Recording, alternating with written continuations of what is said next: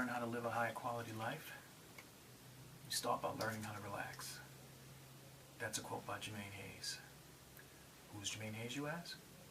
Well, I'm Jermaine Hayes, and I'm here to talk to you about me. Now, I'm uniquely qualified to speak about me simply because I've been me for over 40 years.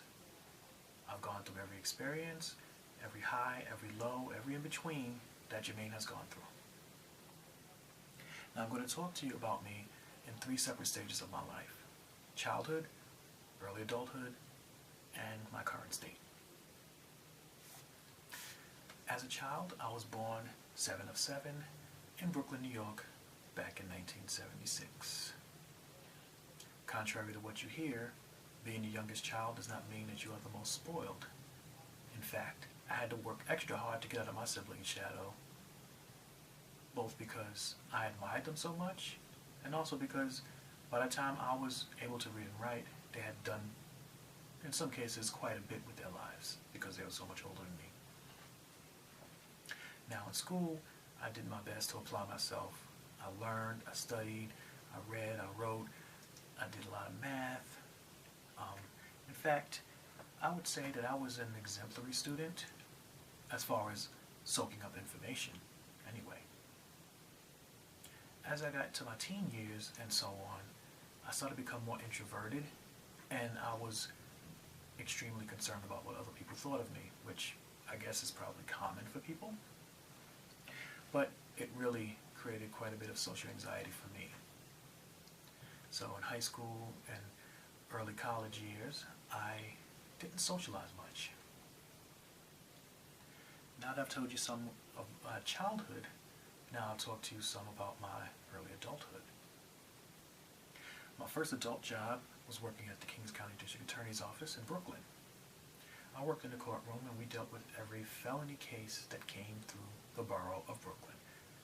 As you can imagine, Brooklyn has 2+ million people, so sometimes that can be a lot of cases.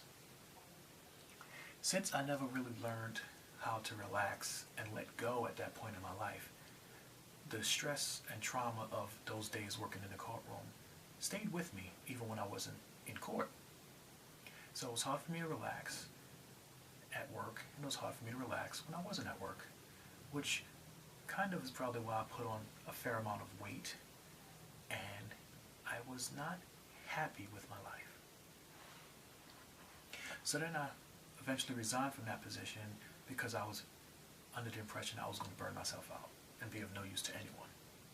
So then I went to work at a labor law firm, which wasn't nearly as cutting edge, but it was calmer. Not necessarily exciting, and definitely not what I wanted to do with my life.